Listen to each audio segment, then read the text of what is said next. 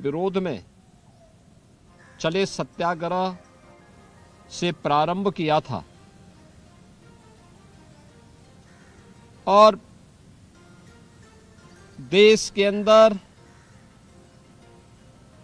एक सांसद के रूप में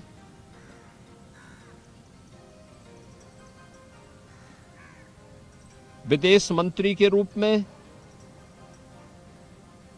नेता विरोधी दल के रूप में, भारतीय जनसंघ और भारतीय जनता पार्टी के राष्ट्रीय अध्यक्ष के रूप में और प्रधानमंत्री के रूप में अलग अलग भूमिकाओं में एक भाव के साथ राष्ट्र प्रथम, वे चाहे एक सांसद रहे हो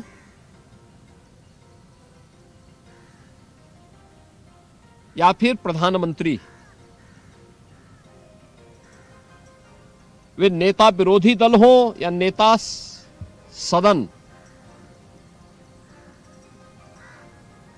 वे भारतीय जनता पार्टी के एक सामान्य कार्यकर्ता रहे हो या राष्ट्रीय अध्यक्ष के रूप में,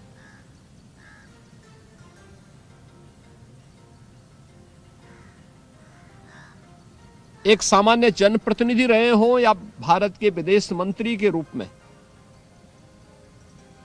उनके जीवन का ध्येय केवल एक था और वह था राष्ट्र प्रथम। और इसी को लेकर के जब भी आवश्यकता पड़ी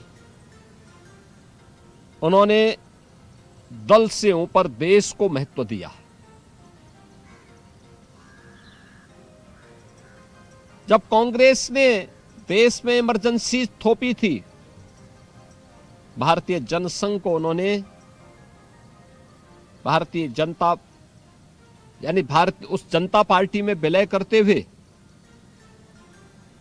देश की आपातकाल से मुक्ति के उस आंदोलन में बढ़ चढ़ करके भाग लिया था। देश की सुरक्षा का मुद्दा रहा हो,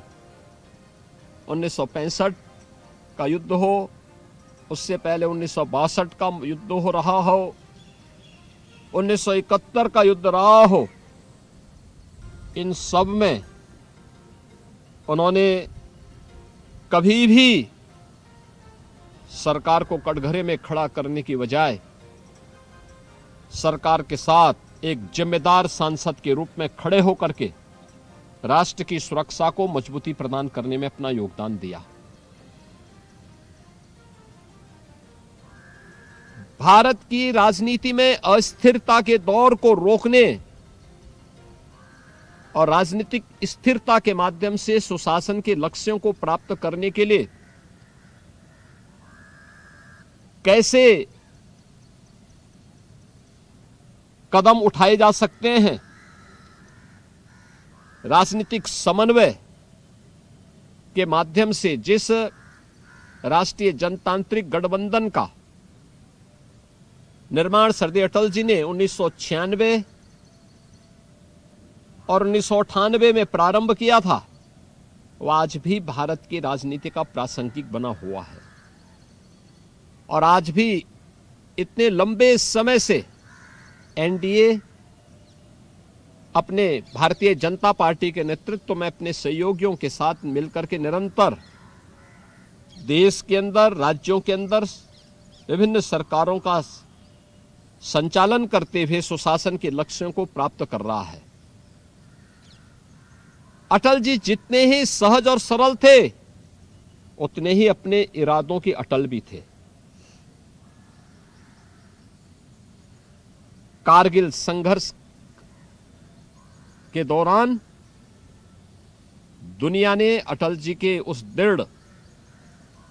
संकल्प का लोहा माना था। अटल जी ने उस समय कहा था, हम पर युद्ध थोपा गया है और हम इसका मुंहतोड़ जवाब देंगे। भारत की सुरक्षा के लिए कैसे कदम उठाए जाने चाहिए, दुनिया की किसी भी ताकत के सामने झुके बगैर भारत को एटॉमिक पावर के रूप में स्थापित करके अटल जी ने साबित करके दिखाया था। ऐसे श्रद्धेय अटल बिहारी वाजपेयी जी, जिन्हें 1957 में पहली बार उत्तर प्रदेश के बलरामपुर संसदीय सीट से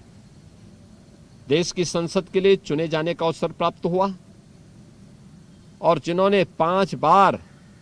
लखनऊ संसदीय क्षेत्र का प्रतिनिधित्व करते हुए देश की संसद में नेता विरोधी दल के रूप में, प्रधानमंत्री के रूप में अपने यशस्वी शासन का लोहा मनवाया हो। आज उनकी 8वीं पावन पुण्यतिथि है। इस अवसर पर श्रद्धेय अटल जी की स्मृतियों को नमन करते हुए मैं प्रदेशवासियों की ओर से ऐसे महामानव को विनम्र श्रद्धांजलि अर्पित करता हूं।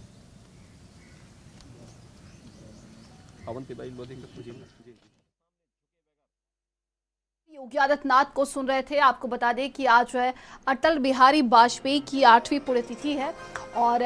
इस मौके पर देखिए कई सारे कार्यक्रम भी रखे गए हैं। वहीं मुख्यमंत्री योगी आदित्यनाथ ने उनकी प्रतिमा पर माल्यार्पण अर्पित कर श्रद्धांजलि दी है। चलिए खबरों में आगे बढ़ते हैं और